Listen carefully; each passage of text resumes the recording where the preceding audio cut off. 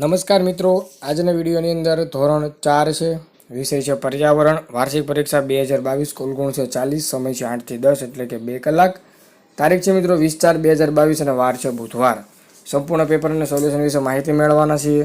મિત્રો, વિડીયોની PDF file download કરવા માટે સોલ્યુશનની પીડીએફ ફાઇલ ડાઉનલોડ કરવા માટે વિડીયોના ડિસ્ક્રિપ્શન બોક્સમાં તમને જે લિંક આપેલી છે તે લિંક પર તમે ક્લિક કરીને સોલ્યુશનની પીડીએફ ફાઇલ ડાઉનલોડ કરી શકો છો. અને જો તમે ચેનલમાં નવા હોય તો ચેનલને પણ સબસ્ક્રાઇબ કરી લેજો, એટલે જ્યારે પણ આવો વિડીયો મૂકાય ત્યારે તેને નોટિફિકેશન તમને સૌથી પહેલાં અને સૌથી ઝડપથી મળતી રહે. તમારી આજુબાજુના ધોરણ 4ના વિદ્યાર્થીને અત્યારે જ લિંક શેર કરી દેજો, એટલે પણ મિત્રો પેપરનું સોલ્યુશન કરી શકે. અને ધોરણ 4ના બધા જ વિષયના વાર્ષિક પરીક્ષાના પેપરની લિંક તમને ડિસ્ક્રિપ્શનમાં આપેલી છે, તો વિડીયો જોવાના બાકી હોય તે પણ જોઈ લેજો. બરાબર, તો શરૂ કરીએ મિત્રો. પ્રશ્ન નંબર 1 અથી યોગ્ય શબ્દ વડે નીચેની ખાલી જગ્યા પૂરો. તમને 4 ખાલી જગ્યા ટાઈપનો પ્રશ્ન આપેલો છે. તો કે પહેલું છે, ડુંગળીને સુકાયેલી ડાળી કાપવા વપરાતા દાંતરડાને ખાલી જગ્યા પણ કહેવાય છે. પહેલું એમસી ખાલી જગ્યા છે. જવાબ તમારે લખવાનો છે. સોલ્યુશન તો ડિસ્ક્રિપ્શનમાં લિંક આપી ત્યાંથી મળી જશે. બીજો સવાલ, ખેતરને ખેડવા માટે ખાલી જગ્યાનો ઉપયોગ કરવામાં આવે છે, તો હળ લખી શકો છો તમે. પછી કોયલ પોતાના ઈંડા ખાલી જગ્યાના માળામાં મૂકે છે. બરાબર, એ ખાલી જગ્યા તમારે લખવાની છે. ત્યાર પછી તમને આપ્યું છે, સુંદર માળાઓ ખાલી જગ્યા પક્ષી ગૂંથે છે. બરાબર, તો આ રીતના તમને 4 ખાલી જગ્યા ટાઈપના પ્રશ્ન આપેલા છે. 2 નંબરનો સવાલ છે, નીચેના પ્રશ્નના જવાબ માટે આપેલા વિકલ્પમાંથી સાચો વિકલ્પ પસંદ કરીને તેના ક્રમમાં ખાનામાં ચોરસમાં તમારે લખવાનો 4 ગુણનો પ્રશ્ન છે. પહેલો સવાલ, નીચેનામાંથી કયા ફળની છાલ બરછટ હોય છે? બરાબર, તો તમે જોઈ શકો તો અનાનસ છે. બરાબર, એની બરછટ હોય. ત્યાર પછી બીજો, નીચેના કયું ફળ જલ્દી બગડી જાય છે? તો સૌથી વધારે જલ્દીની જો વાત કરીએ, બરાબર, તો અનાનસ, કેળું, સફરજન. બરાબર, તો કેળું છે જલ્દી બગડી જાય છે. ત્યાર પછી પાણીનો મુખ્ય સ્ત્રોત કયો છે? પાણીનો મુખ્ય સ્ત્રોત મિત્રો વરસાદ છે. શું છે? વરસાદ. પછી તમારે ક્યારે હાથ જોવા જાય, તો કે જમ્યા પહેલાં, જમ્યા પછી, તો કે આપેલ તમામ આવશે. શું આવશે? આપેલ તમામ. બરાબર. પ્રશ્ન નંબર 2 છે, સાચા વિધાનની સામે ખરાની અને ખોટા સામે ખોટાની નિશાની કરો.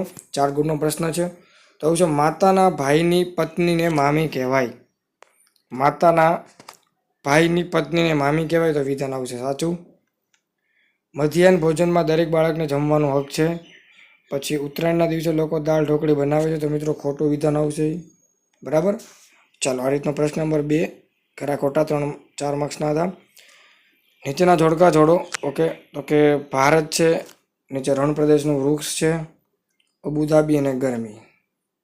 બરાબર, તો ભારત છે એનું ચલણ આવશે મિત્રો રૂપિયો, એટલે તમારે પહેલાં રૂપિયો લખવાનો. આમાં રણ પ્રદેશનું વૃક્ષમાં આવશે ખજૂરી, તો ખજૂરી લખવાની. અબુધાબીમાં દિરહામ આવશે, અને ગરમીમાં આપણે સુતરાઉ કપડાં પહેરીએ છીએ. બરાબર, આ રીતનો જવાબ આવશે. ઓકે. પ્રશ્ન 3 છે, નીચેના પદાર્થનું પાણીમાં ઓગળે તેવા પદાર્થમાં તથા પાણીમાં ન ઓગળે તેવા પદાર્થનું વર્ગીકરણ કરો. તો તમને અલગ અલગ આપ્યા છે. ખાંડ, દાળ, મીઠું, મેથી, ગોળ, ચોખા, ખાવાના સોડા, રેતી. બરાબર, તો સૌથી પહેલાં પાણીમાં ઓગળે તેવા પદાર્થ, તો કે ખાંડ છે એ પાણીમાં ઓગળી જશે, તો લખવાનું તમારે આમાં. દાળ છે એ દાળ પાણીમાં ન ઓગળે, તો તમારે એમાં લખી નાખવાનું છે ન ઓગળે. મીઠું છે ઓગળે, તો આમાં લખવાનું છે મેથી ન ઓગળે. ગોળ છે એ ઓગળી જાય. ચોખા છે એ ન ઓગળે. ખાવાનો સોડા ઓગળી જાય. રેતી ન ઓગળે, અહીં તમારે લખવાનું છે. બરાબર, તો આ રીતનું આવશે. પ્રશ્ન 4 છે, નીચેના પ્રશ્નના 1-2 વાક્યમાં ઉત્તર લખો. તો કે પેલું લંગર કોને કહેવાય? તો કે વાહનને, જહાજને જે બાંધવાનું જે આવે, બરાબર, એને લંગર કહેવામાં આવે છે. તમે કયા કયા પ્રસંગે સમૂહમાં જમો છો? તો કે લગ્ન પ્રસંગ હોય, પછી કોઈ, બરાબર, કોઈ ઉત્સવ યોજવાનો હોય, કોઈ પ્રસંગ શેરીની અંદર તમારી સોસાયટીમાં હોય, ત્યારે આપણે સમૂહમાં જમતા હોઈએ છીએ. પછી કઢા પ્રસાદ બનાવવા માટે કઈ કઈ વસ્તુનો ઉપયોગ કરવામાં આવે છે ભાઈ? બરાબર, જોઈ શકો છો. જવાબ તમારે લખવાનો છે આમાં. જમતા પહેલાં હાથ ન ધોવામાં આવે તો શું થાય? તો અલગ પ્રકારના રોગ થાય. બરાબર, તાવ આવે, તમે લખી શકો છો. બ છે, નીચેના આપેલા વિધાનોના કારણ લખો. કોઈ પણ 2 તમારે લખવાના છે. પેલું છે, છોકરીઓ અને છોકરાઓ સમાન મહત્વ આપવું જોઈએ. કારણ કે 4 ગુણનો પ્રશ્ન, એટલે 2 આપેલા છે. અને રસોઈમાં મસાલાનો ઉપયોગ થાય છે. કારણ કે. બરાબર, અને ત્રીજો સવાલ છે, શાકભાજી અને ફળો હંમેશા ધોઈને જ ખાવા જોઈએ. કારણ કે. મિત્રોનું સંપૂર્ણ સોલ્યુશન ડિસ્ક્રિપ્શનમાં તમને જે લિંક આપેલી છે ત્યાંથી તમને મળી જશે, તો અવશ્ય ચેક કરજો. પ્રશ્ન 5 હશે, નીચેના પ્રશ્નના જવાબ 3-4 વાક્યમાં લખો. કોઈ પણ 2 લખવાના છે. તમારા જિલ્લામાં ભરાતા કોઈ પણ એક મેળા વિશે 4-5 વાક્ય બનાવો. 4 ગુણનો પ્રશ્ન તમને આપ્યો છે. અને બીજો સવાલ તમને આપ્યો છે, તમારા જિલ્લામાં આવેલ પ્રસિદ્ધ ધાર્મિક સ્થળ વિશે 4-5 વાક્ય લખો. અને ત્રીજો સવાલ આપેલો છે, હળદરના ઘરગથ્થુ ઉપયોગ. જણાવો. બરાબર.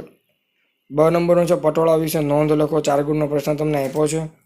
એનો જવાબ તમારે સંપૂર્ણ ટેલિગ્રામમાં ડિસ્કશનમાં લિંક આપી ત્યાંથી મળી જશે. તો મિત્રો આ ધોરણ 4ના વિદ્યાર્થીઓનું પર્યાવરણ વાર્ષિક પરીક્ષાના મોડેલ પ્રશ્ન પેપર આઈએમપી પ્રશ્ન પેપર વિશે વાત. જો તમને વિડીયો ગમે તો લાઇક કરો, શેર કરો, ચેનલને સબસ્ક્રાઇબ કરો. મળીશું વિડીયો નવા પેપરના સોલ્યુશનમાં. ત્યાં સુધી બધાને ગુડ બાય. Thank you.